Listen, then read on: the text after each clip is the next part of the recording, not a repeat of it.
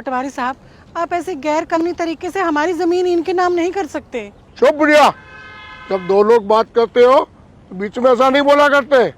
Madam, ये जितनी भी जमीन दिख रही है ना, ये सारी जमीन हम आपके नाम कर देंगे। बस आप अमाउंट 50-50 दे देना।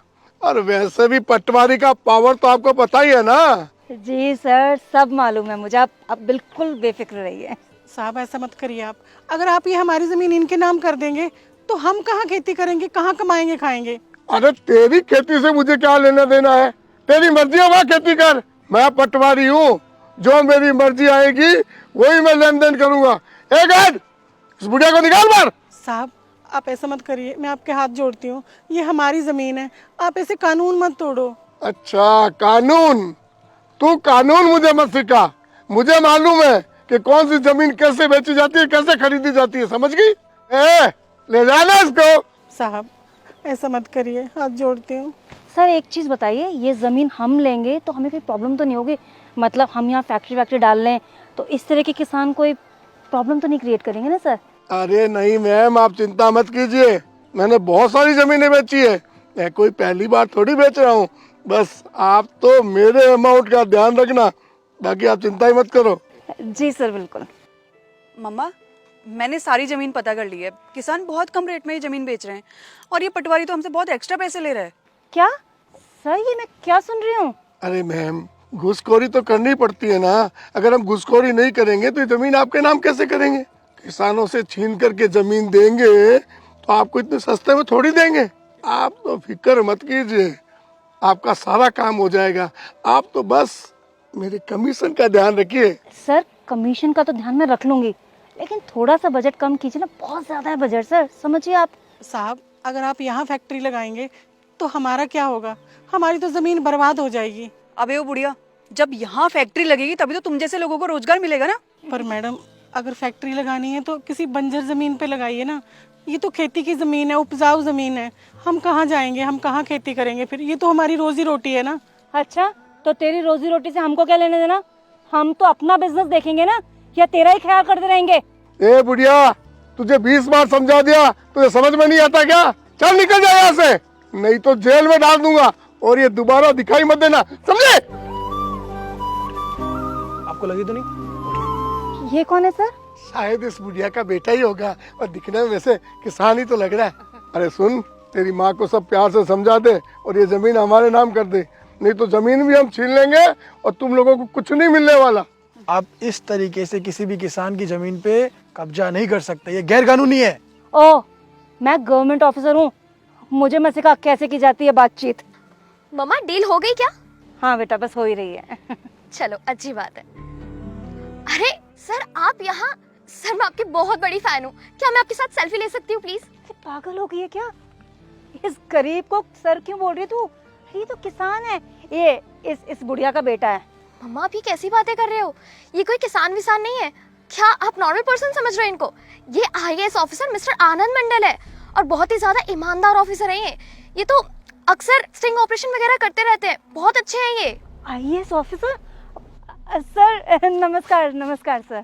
नमस्ते सर। मुझे तो इन्होंने भटका दिया था, मैं बहुत ईमानदार हूँ। आप पूरे गांव में जाके देखो, मेरी ईमानदारी की चर्चा है। मैंने आपके बहुत चर्चे सुने हैं गांव में, तभी तो चर्चे देखने आ गया, और आज अपनी आंखों से मैंने देख भी लिया कि आप कितने ईमानदार हैं। आप पता है, आप इतने भ्रष्ट हो चुके हैं कि शायद आपको खुद ही नहीं मालूम है।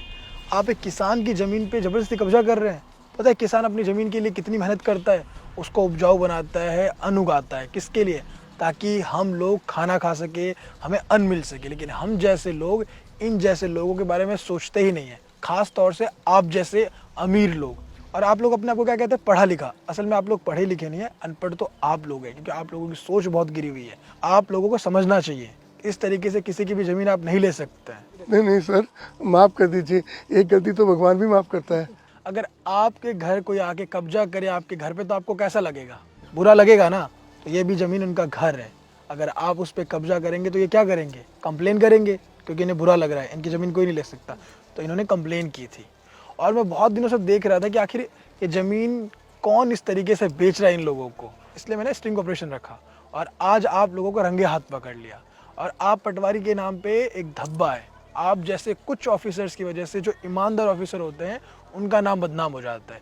तो कभी भी उनका नाम डुबाइए मत। अगर आपको पद मिला है तो उस पद की गरिमा को समझिए और ईमानदारी से काम कीजिए। वैसे आप ईमानदारी से काम नहीं करेंगे मुझे पता है, क्योंकि आप लोगों को सबक मिलना चाहिए और आपके लिए सज़ा यही है कि आप सभी को जेल जाना होगा। जब आप जेल में जाएंगे आपको सज़ा मिलेगी, आपको पता चलेगा कि आपने इन जैसे कई किसान की ज़मीन को हत्याई है, तब जाके कहीं ना कहीं आपको सबक मिलेगी। हाँ, मुझे ये पता है सबक तो नहीं मिलेगा, बट कहीं ना कहीं आप में सुधार आएगा और सुधार ज़रूरी है, तभी आप लोग बदल पाएंगे। और आपने क्या कहा था कि अगर यहाँ फैक्ट्री लगेगी तो इन जैसे लोगों को ही रोज़गार मिलेगा, यही कहा था ना आपने। एक बात बताइए कि फैक्ट्री कहाँ लगती है? बंजर ज़मीन पे लगती है, उपजाऊ ज़मीन पे नहीं लगती। आप पढ़े लिखे हैं या अनपढ़ है? अरे आप इनसे रोज़गार छीन रहे हैं, इनकी ज़मीन छीन के। तो इन जैसे लोगों की कभी भी ज़मीन छीनिए मत। सर इस बार माफ कर दीजिए सर। सर मुझे जेल मत भेजिए, जेल से मुझे बहुत डर लगता है सर। आप लोगों ने जो पाप किया है उसके लिए आपको बहुत सालों तक जेल में रहना पड़ेगा और कड़ी से कड़ी कार्रवाई होगी आप पे। मैंने पुलिस स्टेशन कॉल कर दिया है, महिला कांस्टेबल आती होगी आप लोगों को गिरफ्तार करने के लिए। चले जाइए, माफ कर चले दो। जाइए, चुपचाप कोने में बैठ जाइए, पुलिस आती होगी। चले जाइए, हिलना मत यहाँ से, सामने से। चलिए जाइए, आप फिक्र मत कीजिए, आपकी ज़मीन आपको मिल जाएगी।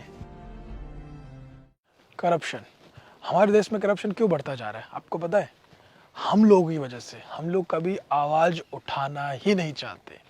तो मेरी आप सभी से रिक्वेस्ट है कि आप सभी मिलकर आवाज़ उठाइए करप्शन के खिलाफ, तभी हमारा भारत, हमारा देश करप्शन से मुक्त हो पाएगा। तो प्लीज़ आप भ्रष्टाचार के खिलाफ आवाज़ उठाइए और इस वीडियो को सभी फ्रेंड के साथ, फैमिली का शेयर कीजिए, क्योंकि इसमें जो मैसेज है बहुत ही इंपॉर्टेंट है। तो जल्दी से इस वीडियो को सभी का शेयर कीजिए ताकि इसका मैसेज सभी तक पहुंच सके। जो ईमानदार ऑफिसर होंगे उनको अच्छा लगेगा और जो करप्ट होंगे उनको उनको पता चलेगा कि कौन करप्ट है, कौन क्या है। तो आप जल्दी शेयर कीजिए, जल्दी, मैं वेट कर रहा हूँ।